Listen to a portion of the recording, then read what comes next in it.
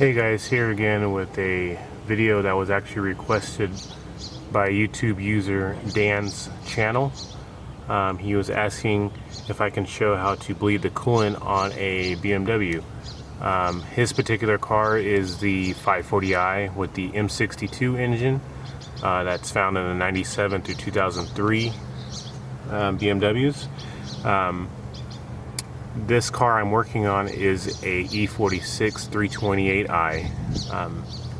If you notice, this is the 6-cylinder engines. The fill neck and coolant bleeder are located on the right hand side of the engine if you're looking at it. In the case of you, Dan, your V8 BMW will be on the left hand side of the engine as you're looking at it. It doesn't matter which side is on. This process is the same for both 6-cylinder and V8 BMWs. So the first thing you want to do, actually I should say the only tool you'll need for this is a flathead screwdriver to open up the bleed screw here, and then just grab a couple gallons of coolant. You may only end up using one, but depending on the work you've just done, you may end up using two, or around two. So once you've located opened up the hood and located the bleed screw, you'll go on ahead and just crack it open some. You don't need to take it off all the way. I give it, I take it out about halfway and leave it like so. As I said, on the V8 models, this will be on the opposite side of the radiator, so go ahead and crack that open. What you want to do now, take off the radiator cap, and then you go on ahead and fill the radiator with coolant. You want to do that until you see fluid coming out of the bleed cap here. Keep in mind this may take you a few minutes to get coolant to come out of here, but just be patient, eventually it will. As I'm filling this up, I like to fill this up and then I'll go ahead and reach down and squeeze the lower radiator hose with my hand just to facilitate coolant movement a little bit better. And I'll just go ahead and fill it up and squeeze the radiator hose and fill it up and just go back and forth until I see coolant coming out of the bleed hose here. After you've done that, you can go on ahead, after you see coolant coming out of here, you can go on ahead and tighten this back up. I'm not going to do this because I've already done this, but like I said, you're waiting for coolant to come out of here, not a bunch of bubbles. You don't want a bunch of bubbles coming out, because there will be bubbles.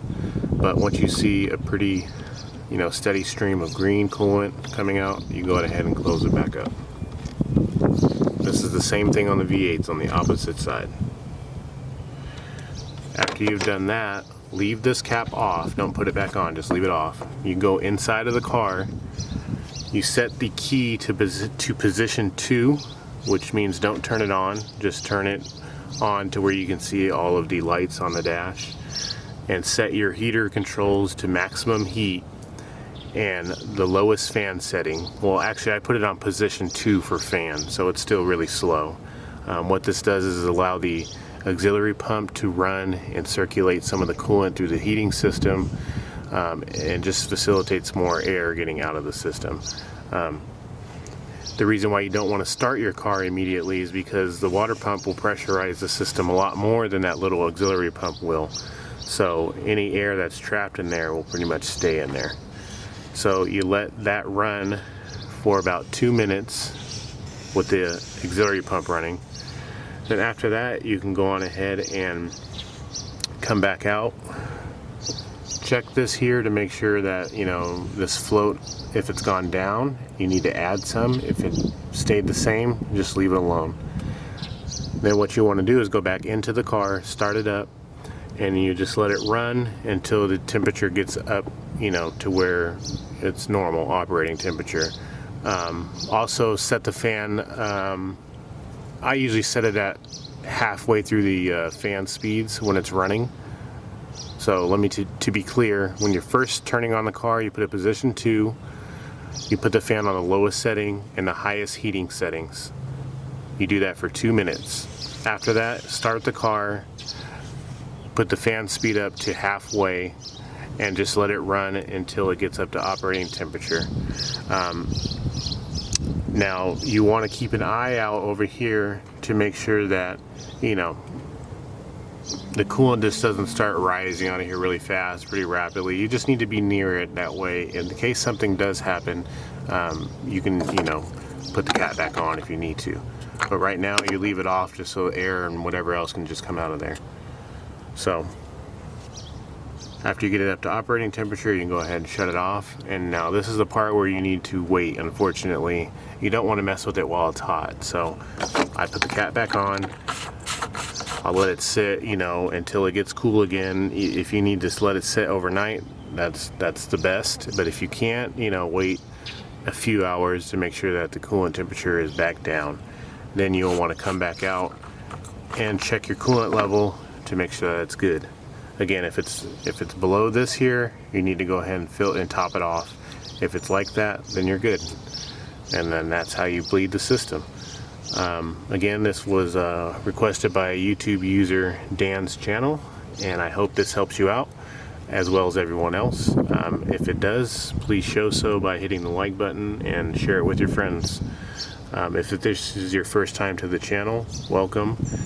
And if you like this, go on ahead and hit the subscribe button. I've been mentioning that I have a giveaway coming up really soon because I'm up to 93 subscribers now. Thanks guys for, you know, subscribing to my channel and checking me out. I have a giveaway coming up once I hit 100 subscribers, so we are almost there and we're very close. So if you have any other questions or comments, leave them in the comment section below. If you would like to see a video on a specific repair, please feel free to message me or leave it in the comment section, or however you would like to get a hold of me, that's fine. Other than that, you guys have a good day.